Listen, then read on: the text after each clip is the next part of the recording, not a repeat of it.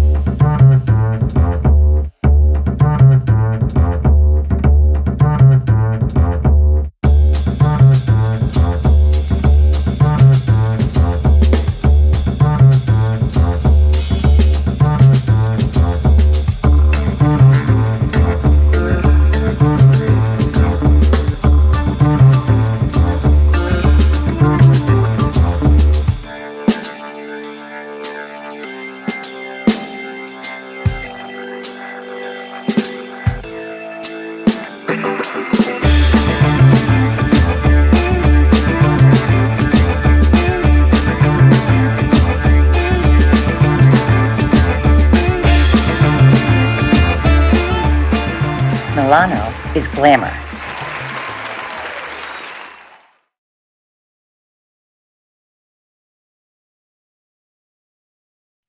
Welcome to Piazza d'Italia.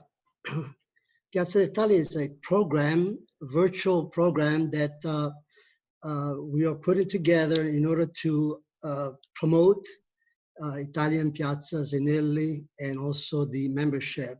I'm Mario Plaza, Vice President of the Italo-American Chamber of Commerce. We want to welcome all of your spectators, and we'll have a nice program for y'all. The first meeting of webinar that we did, we had it at Piazza Maggiore in Bologna, that with Professor Silvestri and Dr. Nicosia. In that video, in that presentation webinar, we presented the platform of science and technology. Today, we're having to promote, we're promoting the Italian brand and the category of the Tampa Bay chapter of the IACCAC.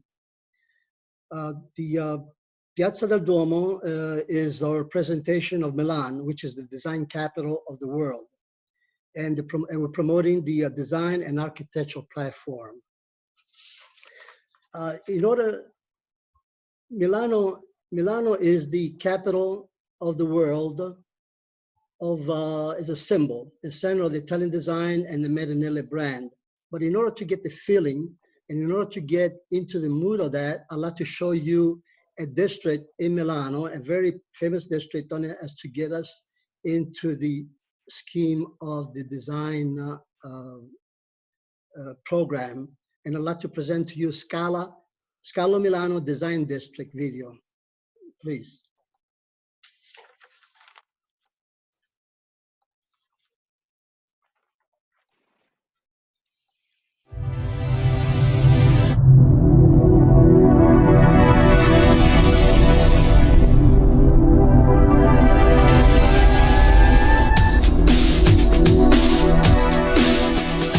A meeting place between people and the district, Scalo Milano is a place with a definite vocation: excellence.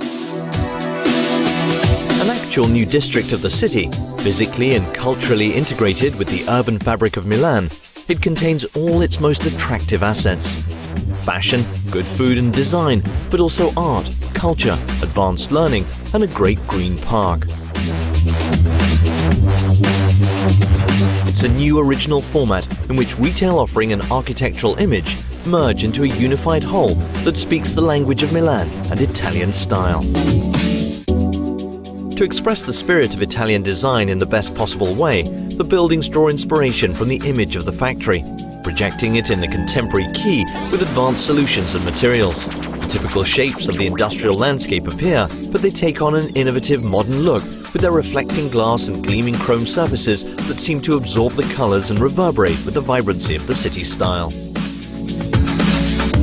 Scalo Milano is an organic project capable of harmonizing the 3 F's that have made Italy famous worldwide: fashion, food, and furniture.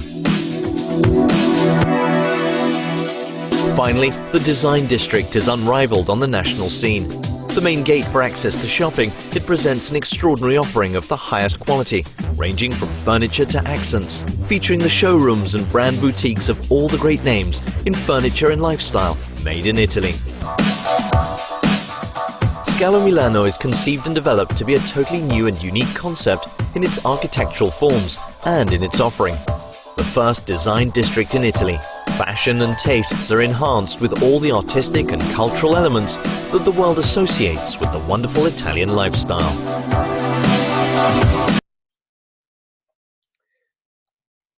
As you could see that Milano has been the center of the Italian design in the world, don't it?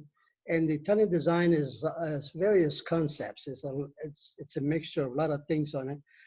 Three main things on it that we're going to be talking about it through the eyes of our members of the Tampa Bay chapter, or artistry, creativity, and product. So we're going to start with artistry, and we have we're going to go into the Bottega dell'Arte storefront at Giacinto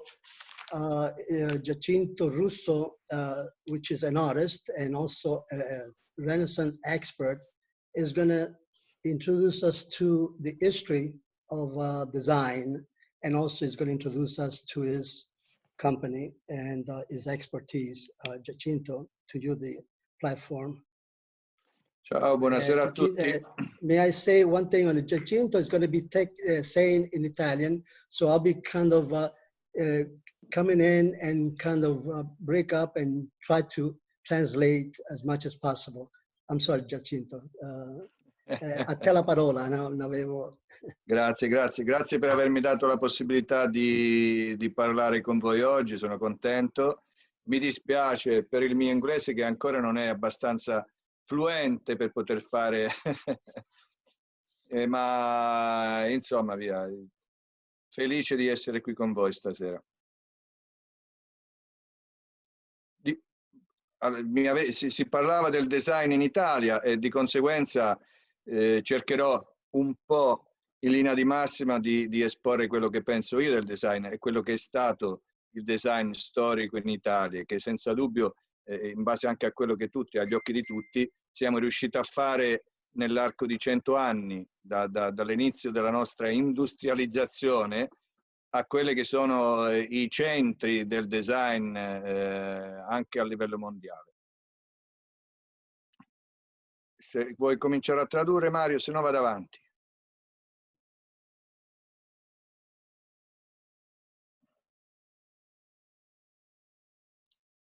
Vai avanti, Giacinto. Ah, ora ti sento.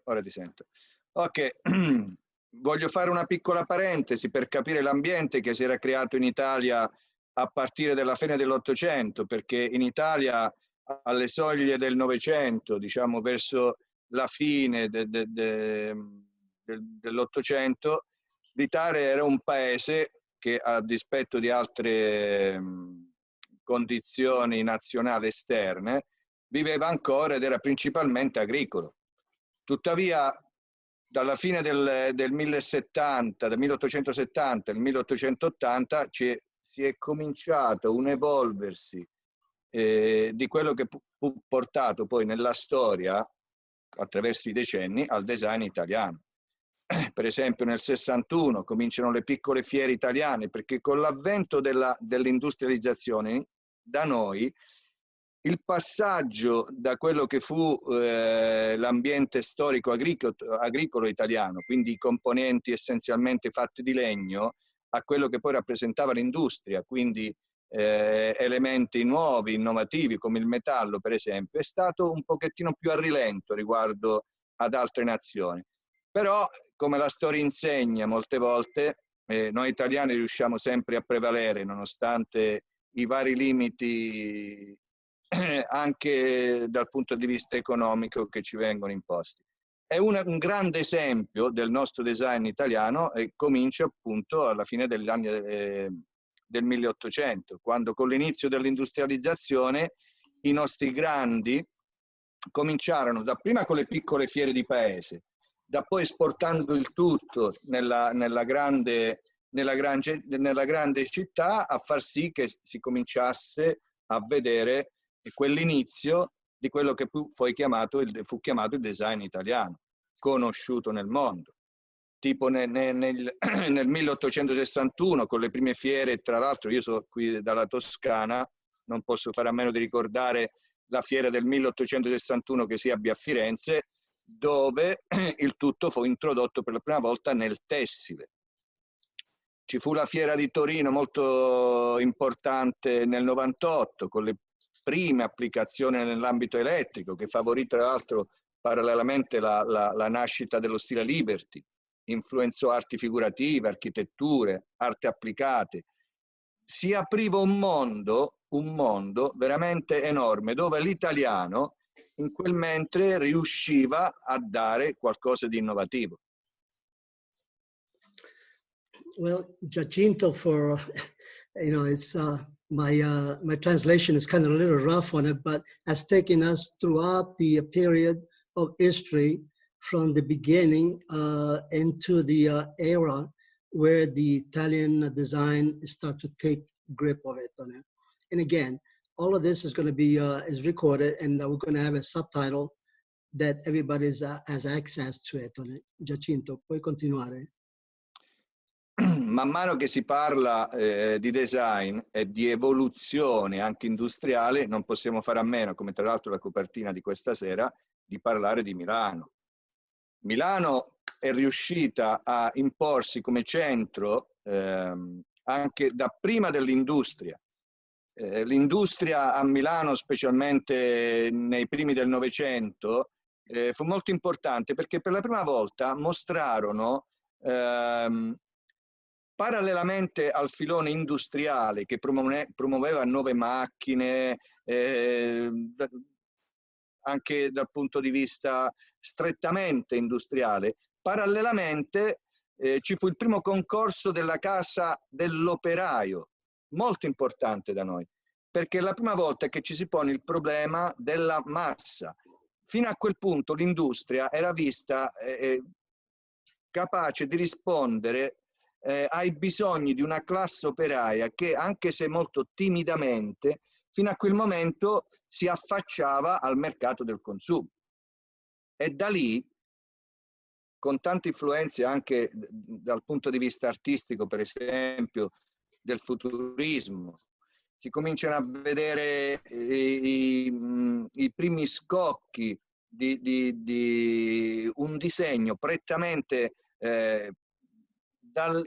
che va a parte da un ambiente tipicamente artigianale a quello industriale. Ed è molto importante, molto importante, nonostante le nostre guerre tra la prima e la seconda guerra mondiale, che tutto questo ha fatto sì che il design, specialmente quello industriale, fosse il target ufficiale del momento. Ma nonostante ciò siamo riusciti ad andare avanti, a presentarci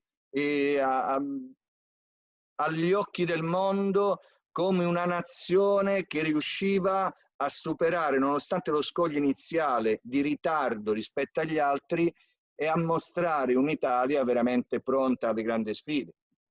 Ricordiamo in quei momenti le grandi marche, le grandi firme italiane che cominciano a esplodere, ad andare avanti, a far vedere qualcosa per la prima volta dettato a uso e consumo della massa, che era molto importante per l'industria. Dimmi, Mario. Is touch on all the aspect of Milano being the birth of the Italian design, from artistry to a commercial industry, to the industry there. And of course, there's a lot of components to that, specifically to the era where the vehicles, the new birth of the new vehicles.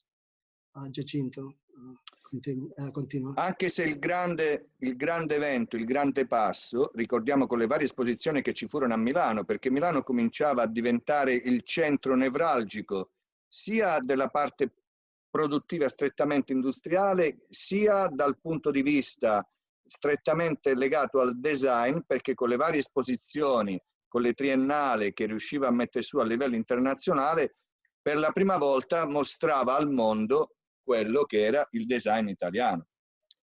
E subito dopo la seconda guerra mondiale, quando la consapevolezza di doversi risollevare per poter cancellare tutto ciò che in Italia il conflitto ci aveva dato di negativo, che il design italiano inizia a svilupparsi e affermarsi. Questa rinascita in Italia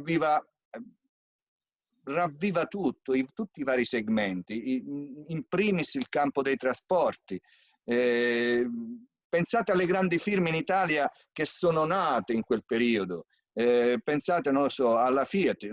Voi siete collegati con me dall'America, ma la mitica Topolino chiamasi tale per l'appunto perché fu adottata dalla Disney per il suo grande personaggio. E così tanti altri eventi che si presentarono agli occhi del mondo in quel modo. La Ferrari, per esempio, cosa si può dire della Ferrari? Mi vergognerei quasi a commentare un grande marchio come la Ferrari, i grandi temi della moda, perché dovete pensare che fino a quel momento l'Italia viveva di grandi e piccole realtà. Non c'è mai stata una coesione generale del tutto verso un'unica identità, ma erano le piccole, tra l'altro anche tuttora, noi si dice sempre, la piccola e media impresa italiana. Molte delle grandi idee del design italiano conosciuto nel mondo venivano dai piccoli. Quindi si era creato in Italia un meccanismo di evoluzione continua, giornaliera, che portava il tutto a nuove manifestazioni. Le grandi firme, io vi ripeto, sono sempre qui, abito vicino Pontedera. Pontedera è molto importante perché è storicamente la sede della Piaggio, la mitica Vespa, lo scooter che conosciamo tutti. Non è stato solamente un'invenzione per la massa, per lo spostamento della massa, ma è stata anche un'evoluzione tecnica, perché dal dopoguerra in poi si sente sempre più il bisogno di associare alla linea, al disegno, all'innovazione tecnologica una parte funzionale. La mitica Vespa è stata una grande invenzione, perché per la prima volta ha mostrato al mondo i cambiamenti tecnici del progetto. Siamo nel 2020, ma la prima scocca portante, no, l'ha avuta la Vespa. Quello che noi integriamo adesso nelle varie automobili di serie, le grandi car, è tutto un qualcosa, un divenire che noi italiani siamo stati grandi a interpretare con l'innovazione dei materiali, specialmente negli anni 60, col design in Italia. E diventa il centro del mondo l'Italia. Con l'avvento della plastica, il poliuretano e altri materiali, di conseguenza al passaggio della realizzazione fatta, che prima era fatta dalla bottega, ora si passa all'industria, alla fabbrica. Questo, il secondo dopoguerra, è stato, con l'avvento del modernismo, il postmodernismo, è stata un'evoluzione costante, incessante. Voi pensate a Milano, centro di tutte queste attività. Pensare a un design non bisogna solo fermarsi all'idea di un progetto, di un qualcosa disegnato su carta, allora manco i computer c'erano, ma tutto quello che comporta intorno, riviste, le Domus, la Rinascente, i primi concorsi a livello mondiale del Compasso d'Oro, per esempio, sono tutti meriti italiani. Bellissimo, una bella presentazione, Giacinto. And again, you know, recoup everything pretty much in a few phrases on it. Is the Vespa, and Milan has been, after the war, has been very, very instrumental into the Italian design. You know, Vespa is one of the symbols. You know, of course, there's a lot more symbols on it, but as it progressed on it through trade shows and through innovation and so forth and so on, that has really brought forward all the best of the Italian design and the symbol of the Marinelli. Giacinto, continua, per favore. Uno dei grandi miei elementi di come dire, che mi fanno pensare veramente al design italiano anche come figura culturale, per esempio come non ricordare Munari, come non pensare a Per Giacomo Castiglioni, lavoravano ispirati dal dadaismo, tutte queste varie, come dire, tendenze hanno fatto sì che all'italiano in una base culturale, io faccio sempre il solito esempio, la base culturale è molto importante perché, come dico sempre a tante persone, 2 bicchieri pieni di colore bianco, se in uno metto un giallo e un altro metto un rosso, vengono 2 colori diversi. La nostra base culturale italiana, classica, è stata molto importante perché non siamo mai riusciti a disconnetterci del tutto, anche con i vari movimenti, questo è il mio punto di vista, da quello che fu il grande design, il marco italiano, la funzionalità. Anche se siamo spuntati verso l'industria, ma come vedete tuttora i grandi marchi, dalle grandi supercar ai grandi stilisti di moda, alla ceramica, al marmo, a tutte le nostre grandi produzioni, alla fin fine c'è una base culturale classica dietro. E io sono sempre più cosciente che l'italiano è stato un grande semplicemente perché alle spalle avevo e ha sempre avuto, nonostante tutto, una base umanistica molto, molto, molto importante.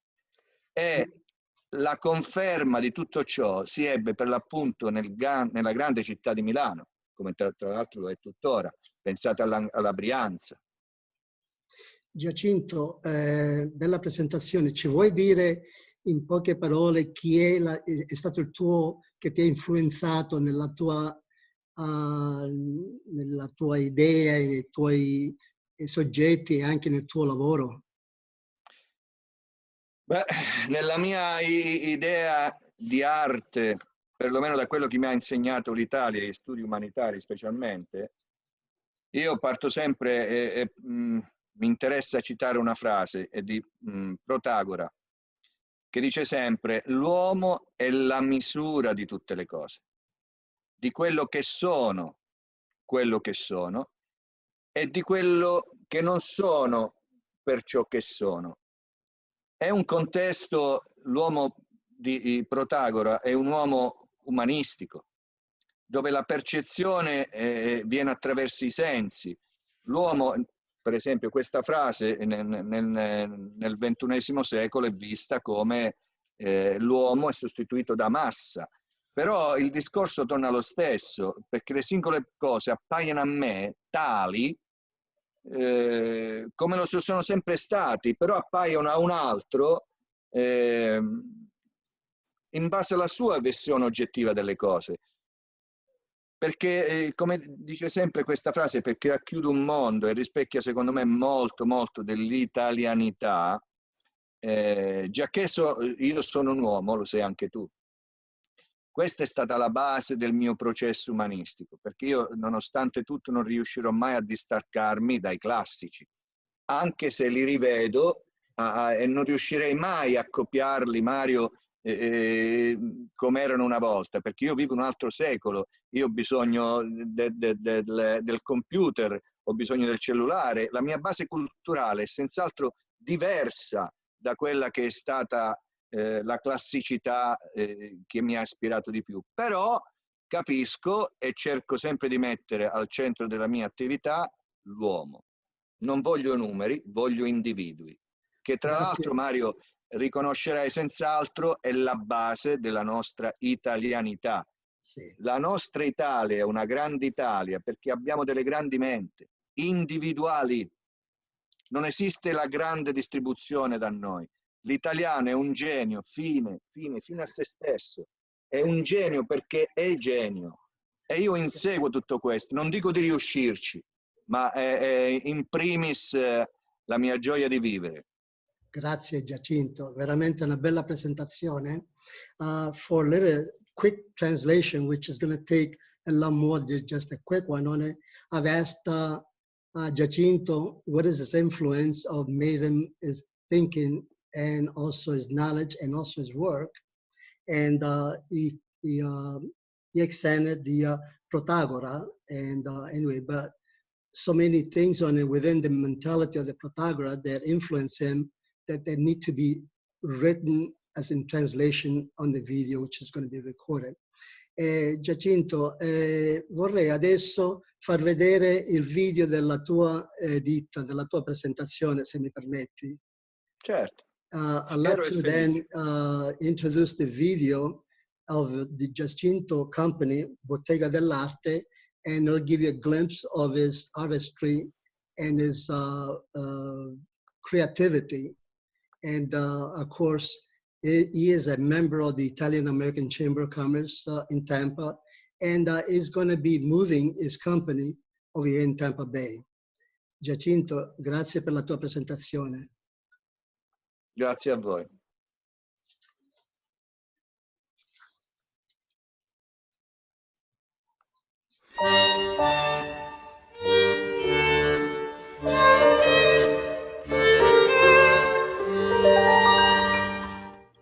To give life to something that does not yet exist. That is the inspiration of master artist Giacinto Russo. Starting his exceptional career in Florence over 30 years ago, Giacinto is recognized as a master artist all around the world, famously known for his talent in making true masterpieces. Every single element of creation contributes to something unique, which invokes wonder, amazement, and is everlasting. Giacinto's works truly go beyond simple imagination, beyond luxury, beyond art. They are custom, one-of-a-kind creations that exceed clients' expectations.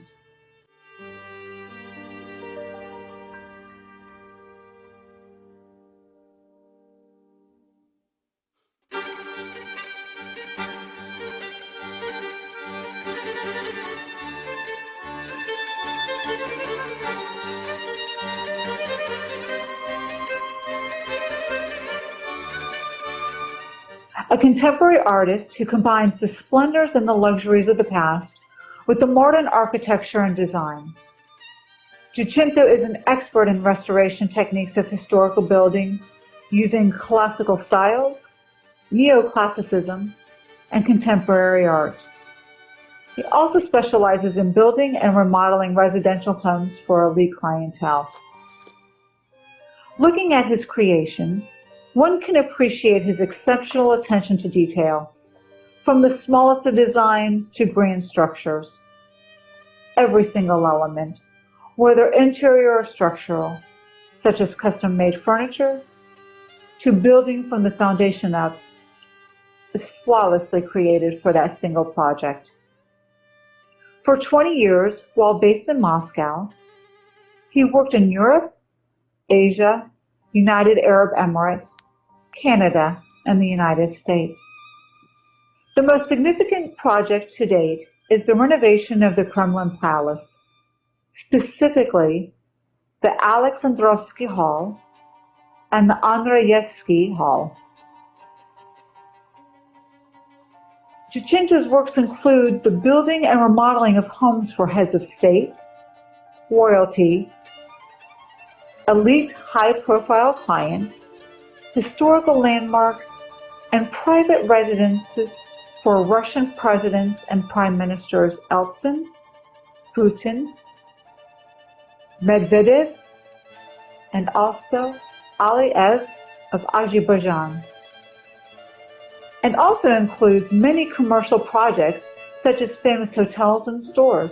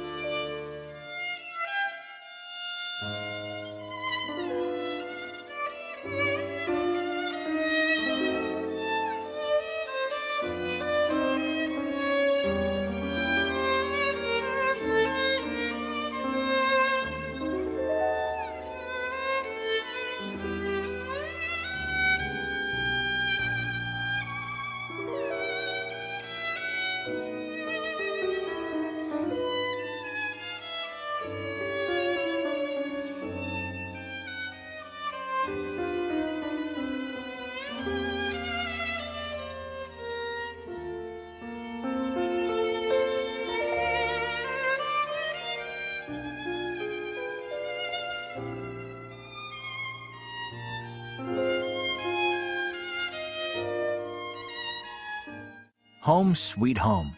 Your imagination has painted it to be comfortable, elegant, practical, accommodative, and affordable. We've taken all those qualities and combined them into an incredible new design, Atom. Whether it's for the young millennial who wants to get away from the big city and explore their creativity through solitude, the entrepreneur building an innovative resort, or expanding an existing home with a guest house in the backyard.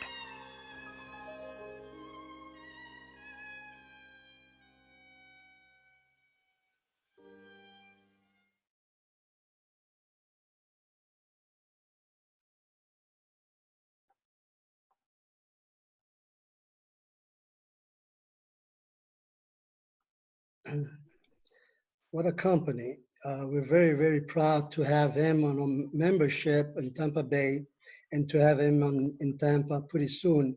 The second part, or the last part of that video, is the Eco Housing. That's another company from Giacinto that he has, which is, as you saw it, very innovative type of housing. Thank you, Giacinto. Very, very, very nice. Congratulations. Grazie a voi per avermi fatto partecipare. The second part is creativity. Creativity is, again, the creativity is going to be presented, which creativity, let me talk about creativity. Creativity could be a lot of things on it. This next one, which is a member of our Tampa Bay chapter, is an architect in Italy. His name is Giuseppe Desario, and his company is Studio Desario. And he is not going to present that. He's going to have a video, and I'm going to speak on his behalf at the beginning. Architects in Italy, they're not just like drawing and that's it. The architect in Italy is pretty much a complete package, meaning that they design, they create, and they also, the interior designing, they put all the components interior. So is an architect, a designer, and also could be a builder. With that said, I'd like to go into the stores of Studio Desario video to show you this presentation of the company, please.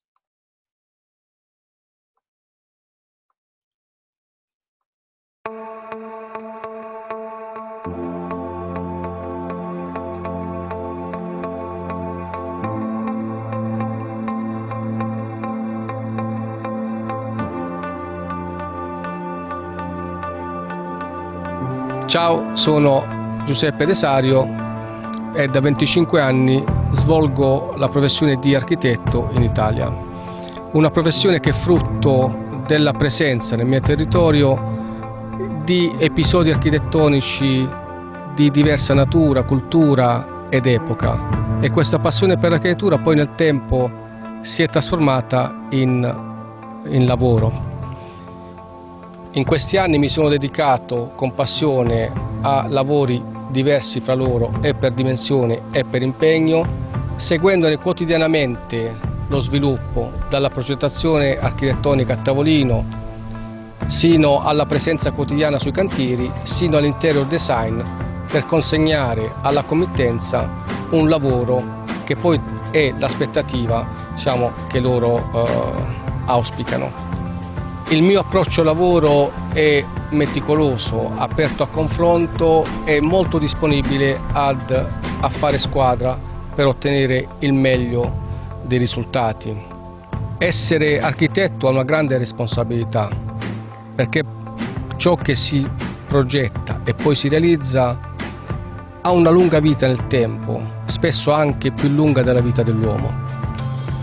E proprio su questo concetto si basa il mio modo di fare architettura, cioè cercare di progettare e realizzare manufatti, edifici funzionali, armonici e anche esteticamente gradevoli ed apprezzabili, in maniera tale da dare il mio contributo personale allo sviluppo di una città in cui la gente trovi il piacere di vivere.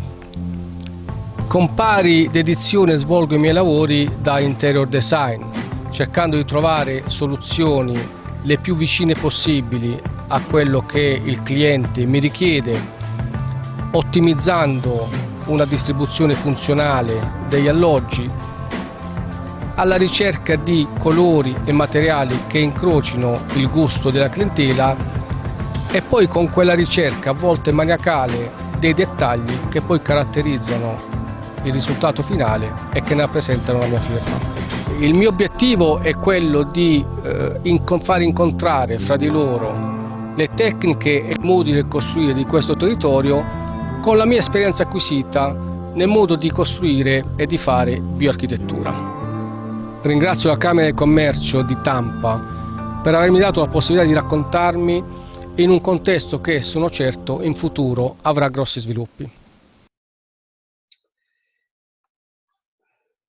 I want to thank Giuseppe for his participation and also for the membership at the Tampa Bay chapter.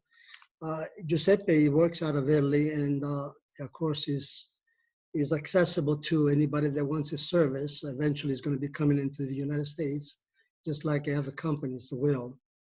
The third element of the design, Italian design, is the product, which is a very, very important component of the Italian design. That's for the residential and the commercial application of the interior designing. Two products of made in Italy, they're well known throughout the world, is porcelain tile and marble. Porcelain tile is a product man-made. It's with natural minerals and other components, and it's fired at a higher degree. You can see in back of me, there's all the porcelain tiles and again, the companies that the producers of the porcelain tile, they're all concentrated in one area in Italy, Sassuolo, which is well known throughout the world. And they have different companies, different style, different sizes. Now they're coming up with a huge sample sizes on it's like 5 feet by 10 feet big.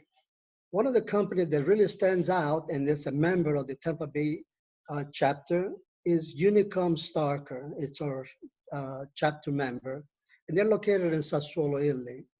They are leading manufacturers of porcelain, and they export all over the United States, particularly in Florida. Of course, is one of our suppliers for tile and stone of Italy.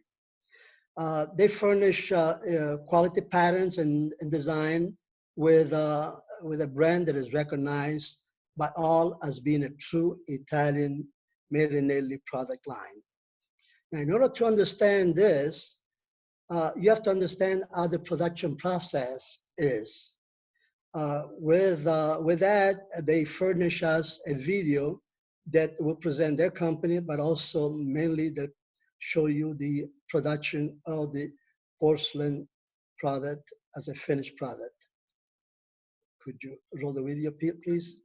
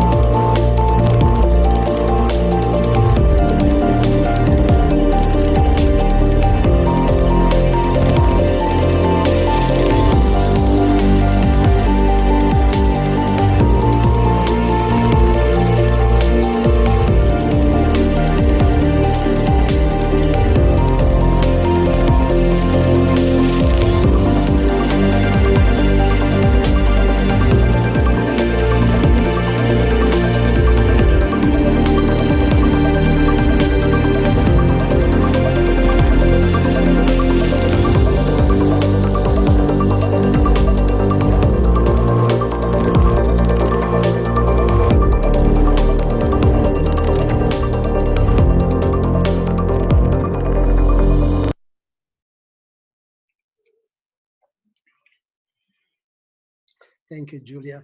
That gives you a glimpse of the production process and what kind of quality the tile that Unicom makes on it. And again, they produce and they export and they send it to, one of the companies they send it to is Tile and Stone Novelli, a member of the Tampa Bay chapter with 2 locations, one in Tampa where I'm at right now, and the other one in Sarasota where Francesco is the CEO and the co-partner that will take us into the company. Francesco, to you. Hello. Hi, I'm Francesco, and I'm one of the co-owners at Tile and Stone of Italy, along with my brother Marco, and you all know my father, Mario. Not only are we a premium importer and distributor of genuine Italian porcelain tile and natural stone, but we also provide custom fabrication services, which include templating, fabrication, and installation of custom stone products, such as countertops, tabletops, and pretty much anything that can be fabricated out of stone slabs. Currently, you can find us at one of our 2 locations, like Mario just mentioned. We have our Tampa Design Center, which is located in the Willow Design District, which is the backdrop there for Mario's video feed. And our Design Center and Fabrication Shop, which is located off of Whitfield Avenue in Sarasota. So next time you're in the area, stop by one of our design centers and we would love to show you around. Up next is just a short video that we put together to give you a little preview of our Sarasota facility, as well as just a few of our completed projects. Hope you enjoy. Thank you, Francesco.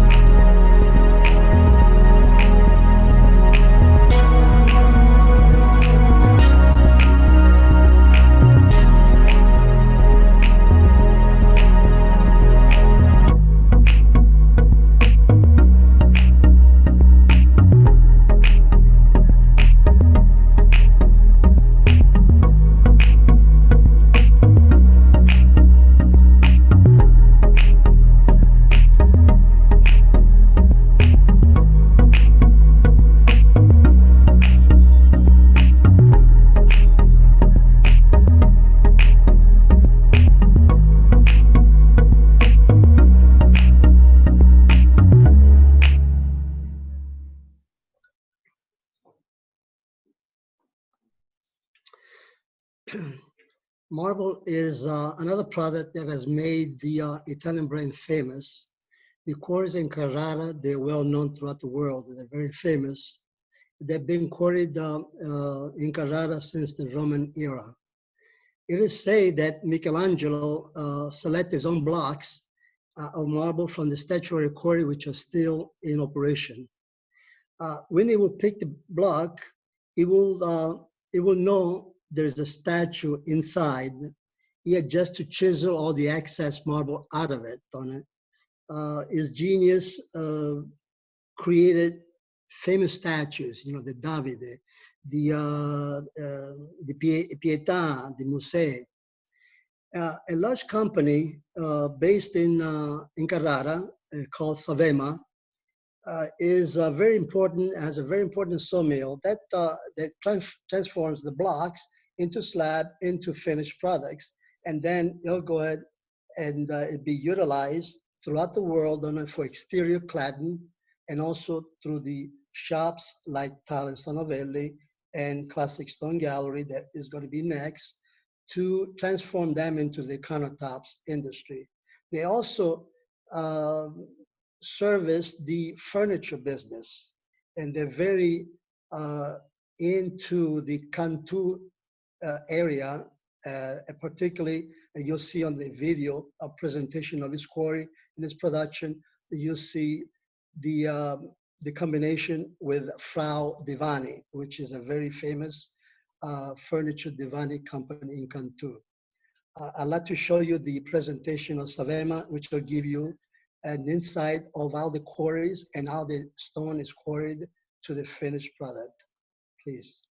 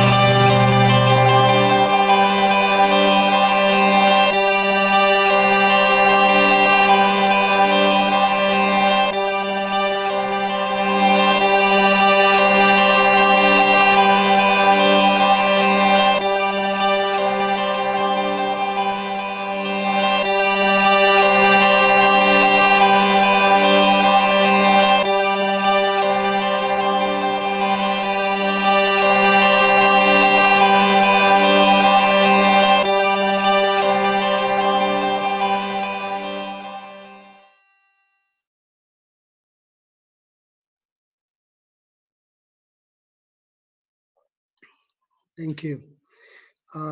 Well, as I said, Savema and many other companies in Carrara, There's also another area in Verona that they export slabs in the United States. And another company that is our chapter member of Tampa is Classic Stone Gallery. They also transform the slabs into a finished product. So, and I want to show you a video of their works.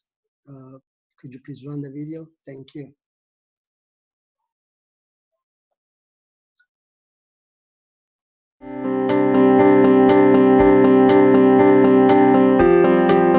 Have you been looking to update your kitchen or bathroom countertops but don't know where to start? Or you are wanting to spruce up an old fireplace, stairs, or outdoor space? Classic Stone Gallery makes it easy and affordable to get the beautiful stone you've been dreaming of. At Classic Stone Gallery, our 40 years of expertise in the natural stone fabrication industry transforms our large slabs into real works of art by our experienced craftsmen. We can accommodate designs from simple to exquisite. As our reputation shows, you can rest assured that you'll be satisfied with our level of craftsmanship and attention to detail. So stop waiting around. Find out just how affordable it can be to get new stone. We offer granite, marble, and limestone, as well as quartzite, travertine, and so much more. Give us a call today for a free quote at 813-247-2840 or visit us online at ClassicStoneGallery.com. Thank you.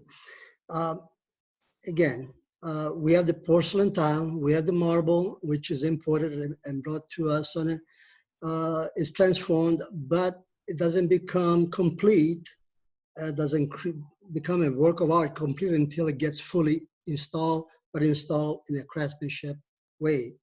Our member, which is a chapter member, is called Margarella Italian Artisan, is one of those artisans that does that exactly, applies all these products to a finished residential and commercial application. And we're going to see, I don't see that Renato is in with us, so I'm going to present the video for you to see his works. Thank you.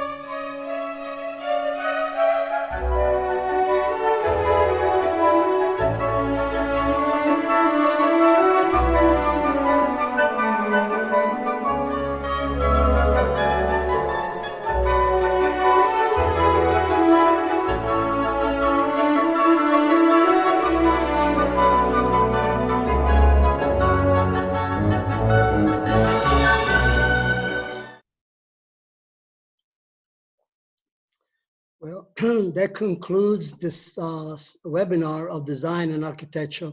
Hopefully you enjoyed it. We're going to be, again, this was kind of planned to be done, not virtually, but in person, in presence here. And we are promoting, or we're trying to put together the design center districts, or various districts on which we're not going to give up. You know, it's going to be starting maybe perhaps on hopefully after this pandemic it goes away. But as you see that us at the Italian American Chamber of Commerce Tampa Bay chapter, through the series of this webinar, we are promoting the local membership and encourage participation for all the members to get involved. Future webinar is going to include different cities and different platforms. One of it is going to be probably is going to be Palermo, which we're going to see the marketplace, and they're going to feature the antique markets of Palermo. Anyway, with this one, I want to thank all the participants and invitees, and I want to close with a promotional video for you to enjoy. Thank you very much, and see you. Arrivederci a tutti.